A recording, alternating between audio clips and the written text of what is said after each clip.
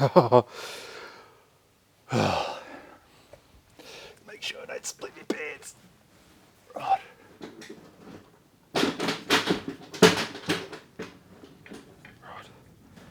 Rightio, welcome back everyone. So I'm going to do another slab breakdown in this video. As you could probably imagine what I'm doing right now with this massive slab. And I'll bring you over and we'll get stuck into it. As I said in my previous video, I use these little templates here, 100mm template, and I've got this 140mm template here, a 5-inch template. But I've got to thank my good friend Brett for finding this, well, there's multiple sets of compasses you can buy, but for finding the website of where to get these beautiful, this beautiful make of compass. And I first saw Glenn Lucas using these and I knew I had to get a set, but couldn't for the life of me find them on the internet. I went down a rabbit hole and I just couldn't find them anywhere. Brett found them. Thank you, mate, and we've all got you to thank because I'm going to put the website down below of where to find them. The brand of them is Largeot, and they're by a company called, I'm going to butcher this name with my Australian accent, I'm not French, but Largeot and Coltin. I'll put the name below so people that do speak French can pronounce it properly. But Largeot and Coltin, I'll put their website down below so you can go and find them. They're just they're superb. They've got a nice little locking lever up here. They take an actual carpenter's pencil, so a full size, not a little fiddly little school pencil. So a great sized pencil for us, and they're just super sharp on the point. They're really nice to use. I got the larger set because I've just figured I'll just do, I can go from small right to the max size of my lathe. So Largeot and Coltin, and thank you Brett for finding them, mate. Righto, so let's get down to business. I'll put these aside because we're just going to use the little templates for this.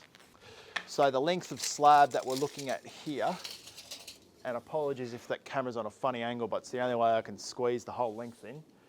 We're looking at just shy of 3 meters.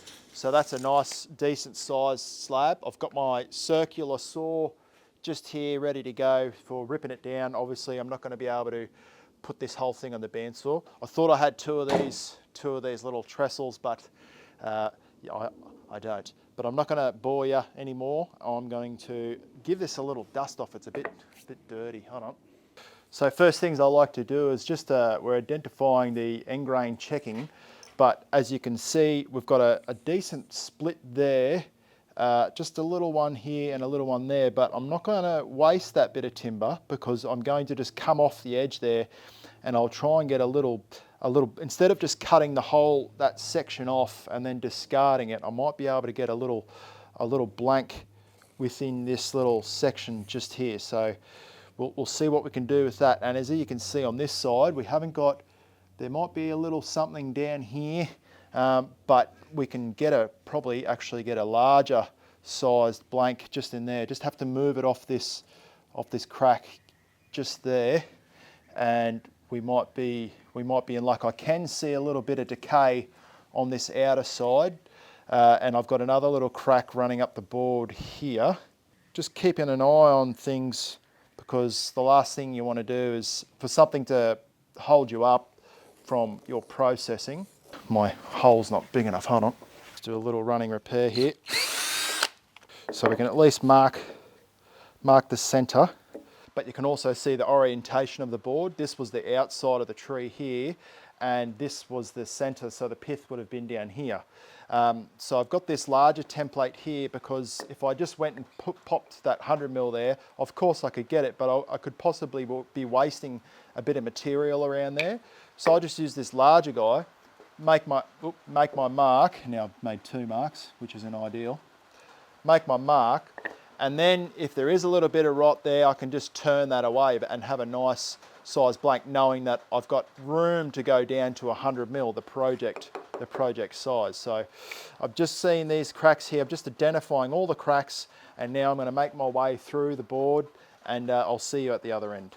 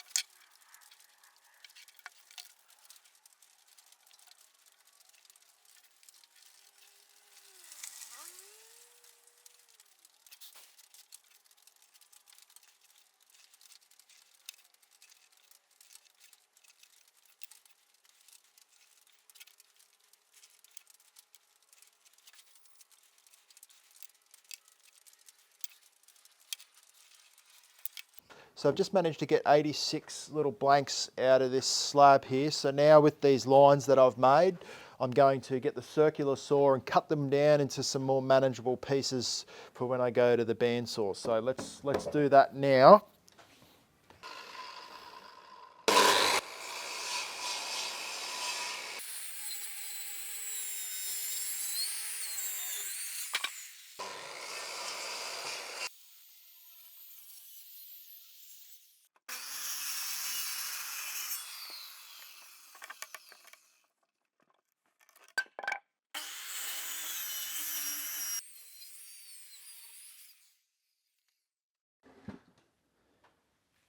Righto, so before I begin, that bin there, the steel one, is for all the waste, all the offcuts. I've got 3 of those, so I store it in those, and they're really good to get the fire going. If anything, like I've said in the previous video, that is actually of decent size and I can use it for something, I keep it aside for little spindle blanks and little things that I make.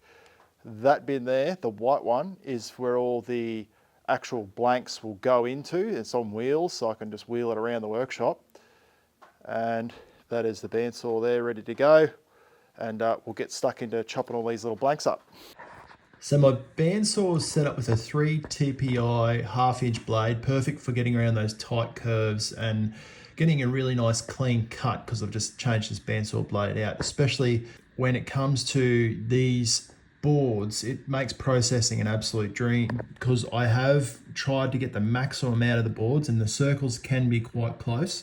So having that thinner curved blade and that 1/2 inch works an absolute treat for saving maximum amount of material. Once I've broken down the slabs with the circular saw, as you can see, I'll load them onto the bandsaw in lengths, working through them and trying to cut them down into more manageable size pieces again. Usually 2 rows of 10 and 5 each side, obviously. I like to keep things as organized as possible when I'm around the bandsaw, so it's more of an effective approach for me. When I'm trimming them down, I don't get too close to the blade, keeping a bit of a distance, as you could probably understand what happened previously when I pushed too hard and I was getting a bit too close to the blade. I cut my finger off. So learning from my mistakes, I use push sticks and other bits. Sometimes when I've trimmed up other pieces, I use them to help push the pieces through, just keeping my fingers back from that blade at all time. Any offcuts I think that I can reuse, I set aside for future projects.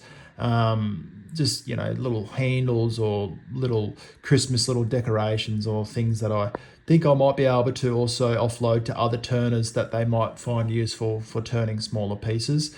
The real little slither bits, I use them for kindling to get the fire going, because camphor laurel has a fair bit of oil inside the timber and it lights the fire up quite quickly, so it's nice. Even though we don't get much of a winter here in Australia, it's nice having access to dry timber to get the fire going. Now, one thing that I will ask, if you're enjoying the videos, consider hitting that like button. It really helps the channel and makes me aware that I'm doing the right thing.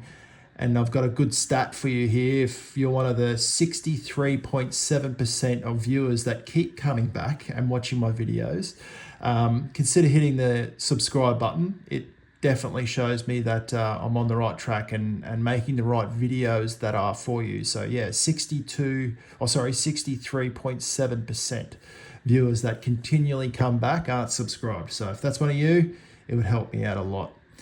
So the next step in the process is the most effective way of mounting little bowl blanks on the lathe, which is this video just here. Thank you all so much for watching, and I will see you and talk to you directly. Cheers, bye.